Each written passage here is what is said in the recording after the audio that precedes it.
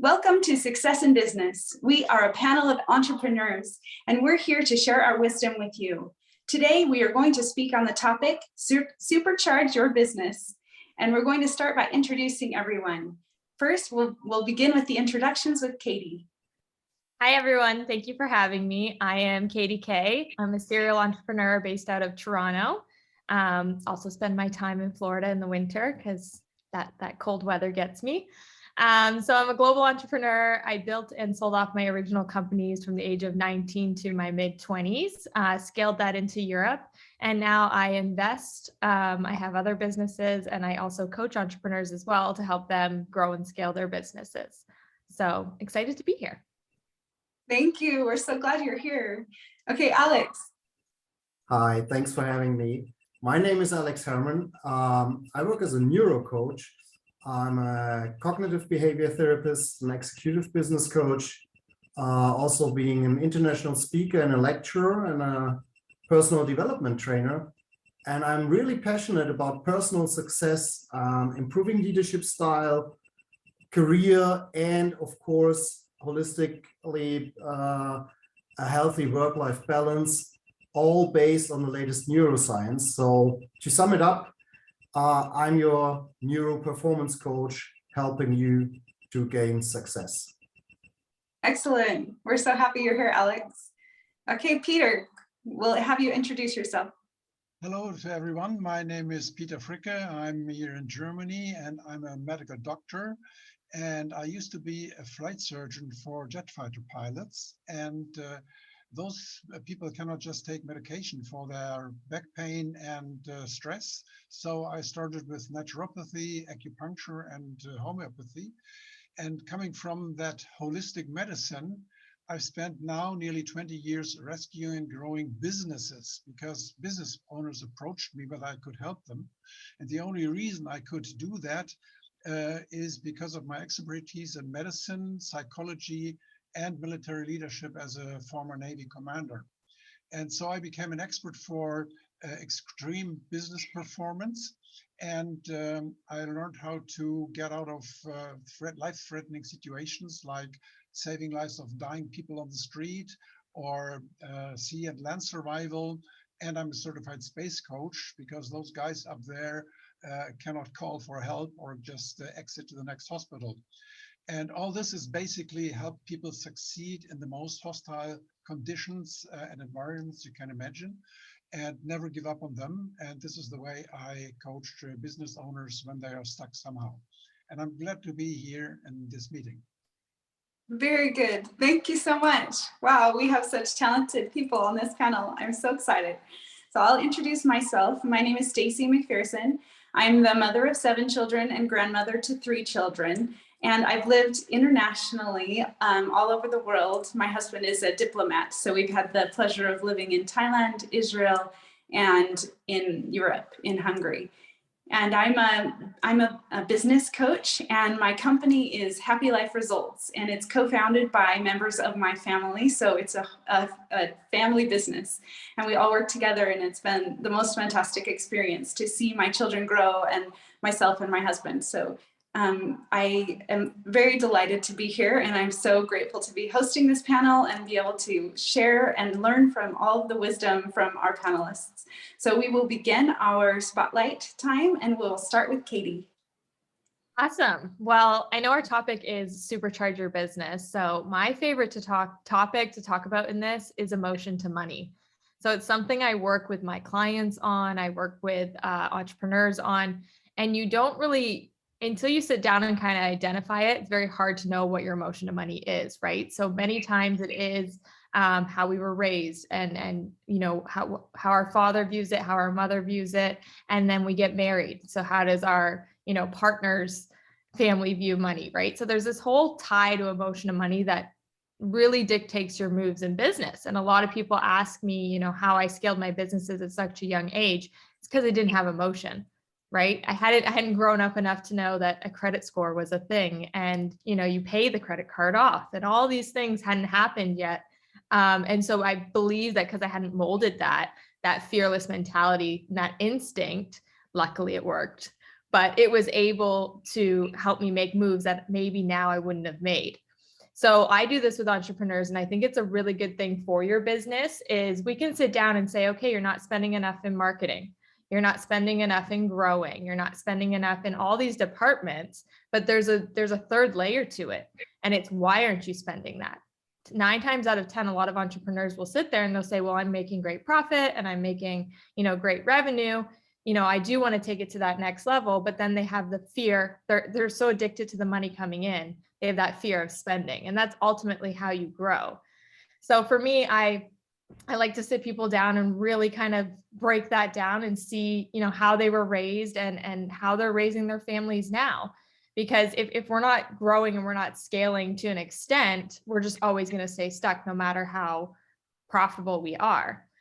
So supercharging your business, number one, I think you really need to identify you as the entrepreneur and then who's involved. Even if it's not a husband or a wife situation, and maybe you have a business partner, you need to have that conversation with your business partner, because you might be going head to head saying, I don't want to spend money in marketing, and I don't want to spend money opening a new location, and I don't want to sign a new lease and all these things. So for me, you have to have those deep level conversations to know if you can kind of work with the entrepreneur. It's very similar to the left brain, right brain scenarios, right? And how we look at decision making. So first and foremost, I think that is as a whole what people can focus on.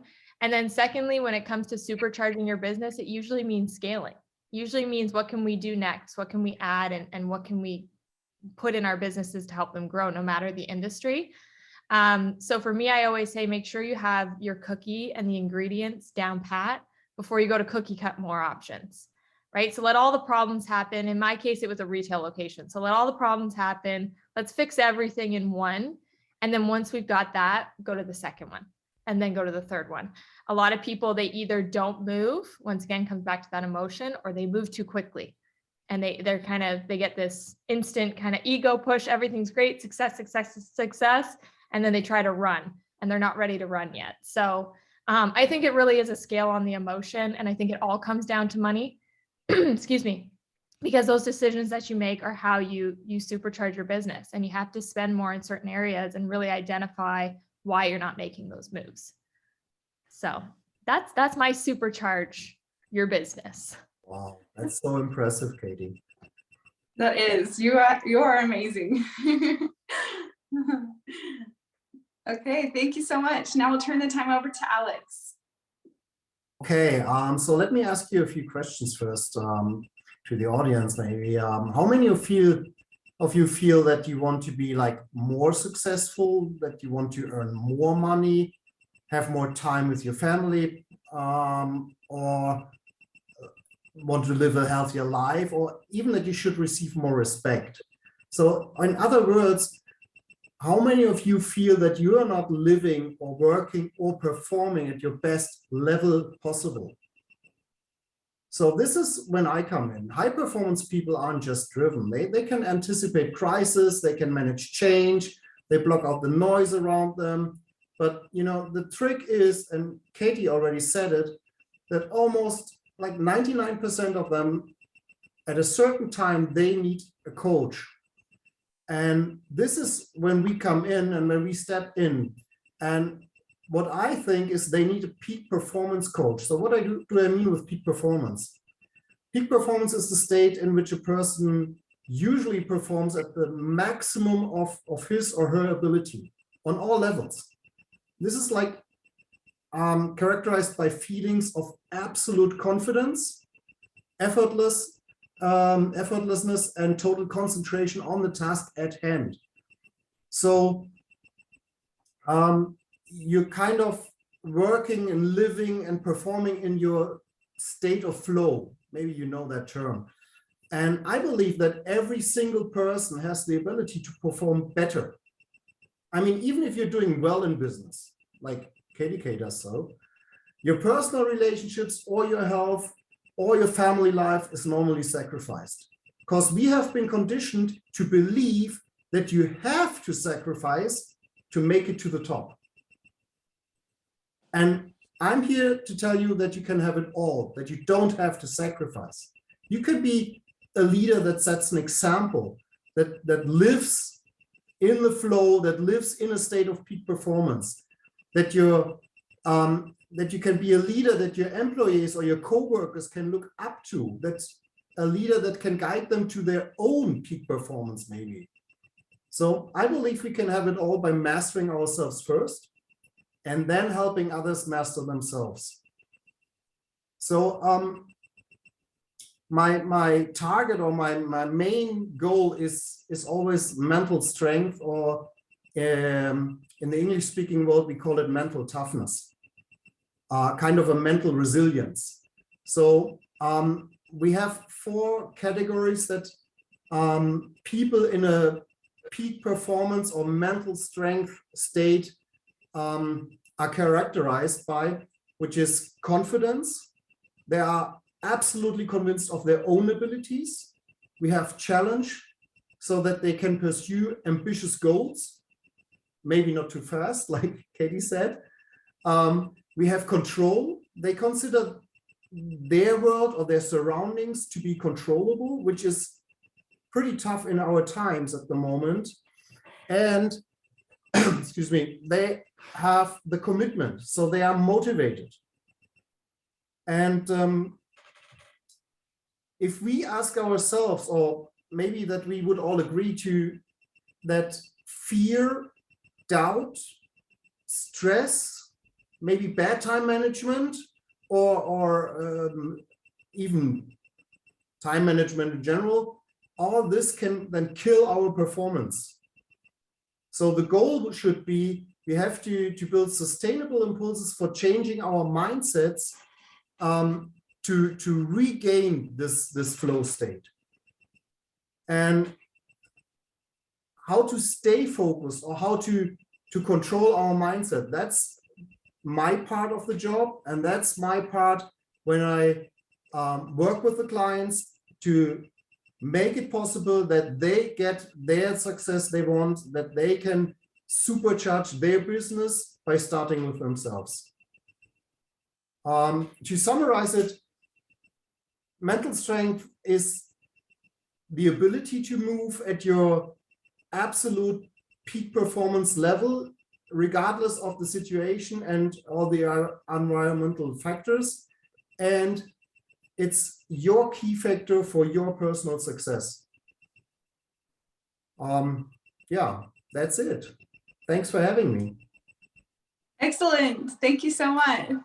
Wow, I learned a lot. I really love what you said. Okay, we'll turn the time over to Peter. Yes, well, as we see already, the success foundations are more or less the same, but why is it so difficult to achieve it, or why do we need this training to get the success, and why do we need coaches? And the topic here is supercharge your business. And as you see, as a space coach, I'm a little familiar with aviation and aerospace medicine. And if you think of the last rocket launch that you saw, you have the main space shuttle or engine, and on the side you have these boosters. There are 2 boosters usually to get off the ground first. And I will show you the 2 boosters that you need to supercharge your spaceship, so to speak, to success. So this is for people here who want not only success, but on a consistent basis.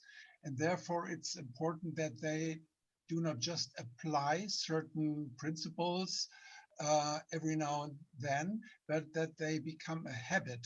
And you will see that this habit in business, for example, has a ripple effect in other areas of life, and vice versa.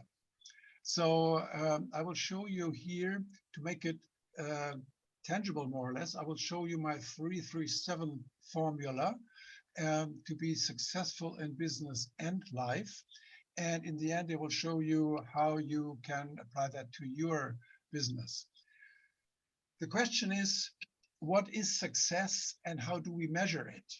And we all know balance sheets in business, but are we here on earth to be run by balance sheets? Or let me put it this way, in the end of our life, we all get our personal balance sheet about our life. And as a doctor, I've seen a lot of very, very successful people who in the end regret that they have focused on the wrong things or not other areas of life as well.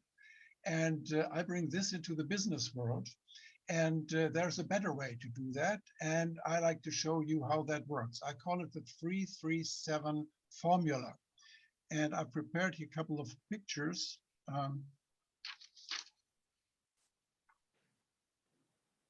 And these are the 3 areas of life that I consider with my clients. One is the business part, where you create income, your career. But the other part, Alex has mentioned it already, is family and relationships. And the third one is your personal life, health, growth. So the problem is that I see a lot, especially in the business world, when I coach business people or meet others at networking events.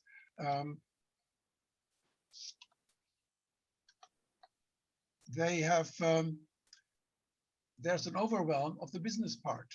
They travel a lot around the world. They make millions or even billions, but every now and then you read in the newspapers that some billionaire killed himself, or someone who was very successful at one of the biggest companies on earth died early from cancer. So if you look at the broader picture, the success in business is not everything. And you cannot sustain business success unless you take a look at the red and the green part as well. So these are the 3 areas of life. The next 3 things are, how do you go about it? Well, it's quite easy. I call it the 3 basic steps. First, you have to define your goals. Sit down, write down on 3 sheets of paper your goals in the 3 areas of life. Not only on a business coaching in terms of business, not only with a relationship coach for your relationship, but or with a personal trainer with your weight or other health issues, but do it on your own 3 sheets of paper.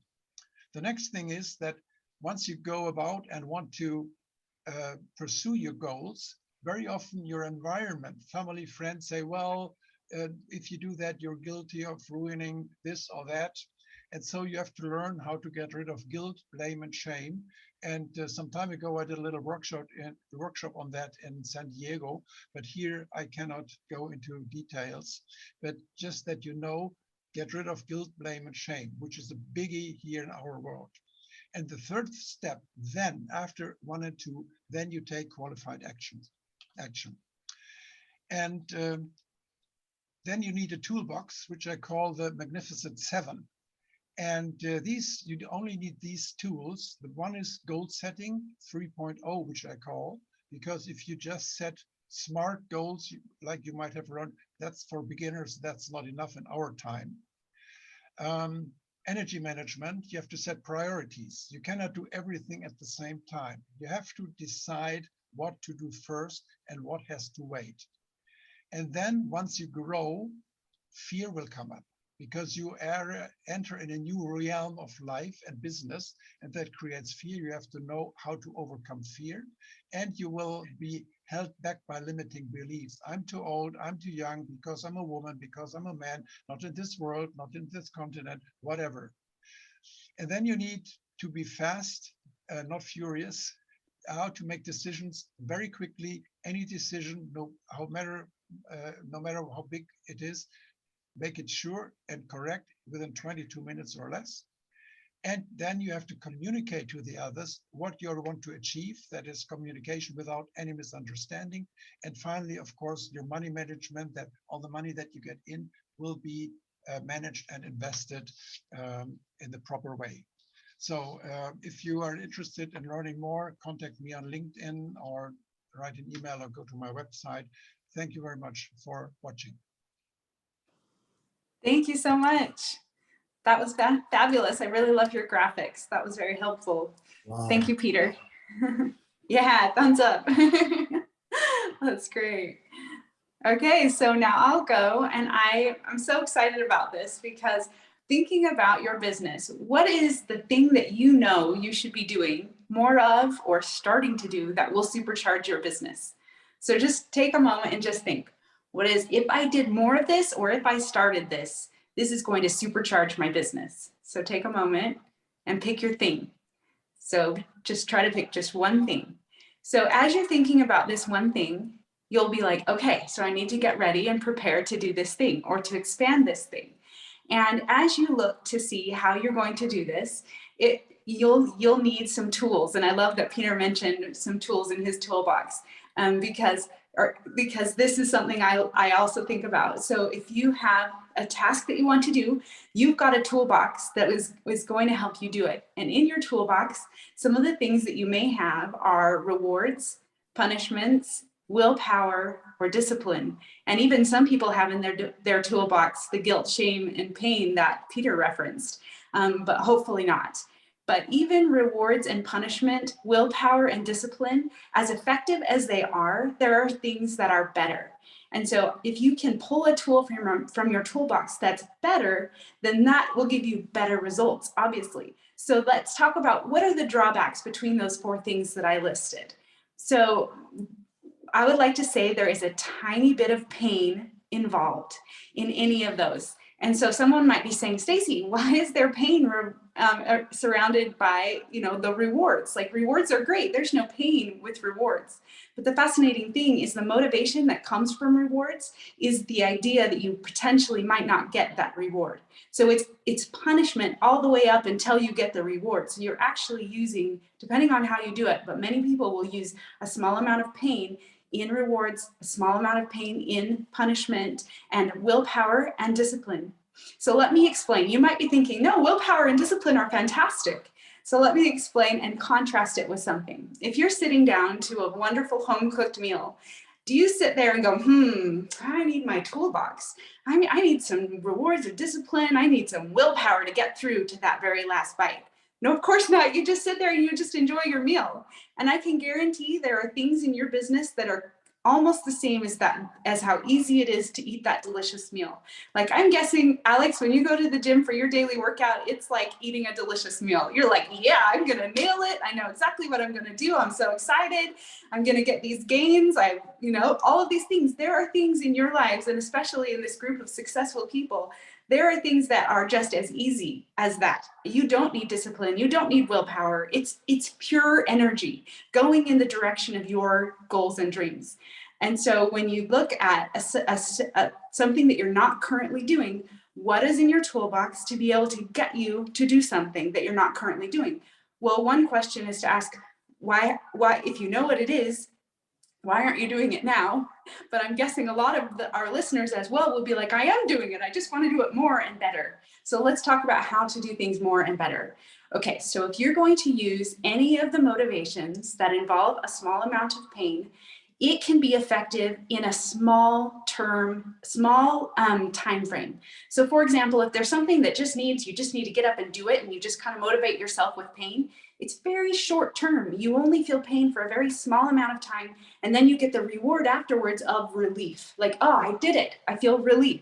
So using pain, in our minds, we might think it's effective because we've seen in the past it's effective. I get things done when I feel this way, when I have this resistance, and then I use a little bit of pain to overcome it. But the problem lies in a task that is has a lot of moving parts, or needs to be accomplished over time, or there's a lot of learning that needs to take place. So when anything is a longer time frame, using this method of pain, and I'd like to label this tool, all of them lumped together. If there's pain involved, I would like to call it the bully method. I'm transitioning from calling it pain to a bully, because a bully is there to administer pain to get a desired outcome for them. But in this case, you're using the bully on yourself to get a desired outcome. And so let's think about this. When you use a bully to motivate you, eventually you're going to have to rebel against that bully. Eventually the pain is going to get too great. Small amounts of pain over time get to be too intense. Then what happens? Well, on the very minimum, you need a break. That's it. I need a vacation. I need to stop doing this. I just need a break.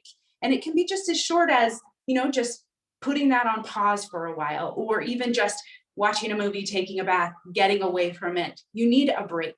And that's actually a clue. If you need a break from something, it means you're using the bully method. So let's look at what does that happen over time? You need a break at the minimum, but at the maximum, actually, you're going to self-sabotage to get the relief that you want. So if it's short term, you get the relief by doing the task. Long term, you get the relief by not doing the task. So a perfect example is a diet. So if someone is eating healthy food, and then they're just like, it's too much pain, right? A little bit of pain over time builds up, and then they need relief. So what do? They don't just do a little bit of damage, they do a ton of damage, right? They just totally binge. And then they just not only take a pause, which is still, it takes away from your momentum, they will literally break down the progress that they've made in the past. And I'm sure all of you have seen this if you're in your clients, where they'll make progress, but they're bullying themselves. And so then they need a break, and then they just self-sabotage. They'll just fall apart. And so seeing that pattern in my life, in my clients' lives. And so I help people understand this bully method. It feels like, so let me explain a tiny bit about it. So let's say you have this task. So I'd like your mind to go back to the beginning, how we talked about this one thing that could supercharge your business. If you think about it right now and you say, I have this one task, how are you approaching it? Are you approaching it from the feeling of, I really should do this. I feel kind of a little bit of discomfort about it. I feel reluctant. I feel like I have to, or I should. These are all clues that you're using, that you have this toolbox and you're pulling out the pain method, the bully method. So instead, let's not use those methods. Let's talk about a completely different method. And you might think, Stacey, wait, just stop for a second. You're crazy, because actually not getting what I want feels bad. I'm not like pulling a tool out of my toolbox. It feels bad. I want this. I don't have it. It feels bad. But guess what? I'm here to say it actually is a tool that's in your toolbox that you're pulling out to try to get you to do the task. If you feel bad enough, you'll take action. That's what the idea is, but it's ineffective. It can be effective in short bursts if it's just a short assignment, right? But if it's over time, it's going to be ineffective. So bully method is ineffective over time. So we want to use something else. So what else do we use? And I want to say that you can use enjoyment, start to finish. You can start enjoying the task at the beginning. And so one of the other things that gives the bully method credence, or gives it like it's a good thing, is that people will use the bully method for 2 or 3 weeks. Then they actually start enjoying it. I'm sure, Alex, you have clients where they hate coming to the gym. For the first 2 weeks, they're sore, they're miserable, they don't like how weak they are. Then they get, maybe it's longer, a couple of months, but then they get that momentum and they're like, oh my gosh, I love this. And then that I love this motivates them. It keeps them going throughout the entire, the rest of their life. The more they actually enjoy it, the more that it's sustainable that it will be. So anything that you've already, you might be like, well, I use the bully method for this, but think about it. Now, if it's sustainable, it's probably because you're currently enjoying it. And so that's one of the reasons why people are like, well, the bully method works, because I got short-term results and then I started enjoying it, so it works. But what happens when you never hit that point where you start enjoying it? Then you're going to go into self-sabotage, or you're going to increase the cortisol level in your blood flow, and then you're going to have like heart attacks and things like that over time. So we just want to avoid it. So just wanting to say that using pain is a tool in your toolbox, and there's an option to not use pain, to start with enjoyment. And it's something that you need to learn to use. Let's say you've always hammered nails with a mallet, and a mallet's made of rubber. So if you hit that hammer, it will go down a little bit, but that mallet is going to bounce back and hit you in the head. So let's say you're like, Stacey, I've only used pain. I've never used anything else.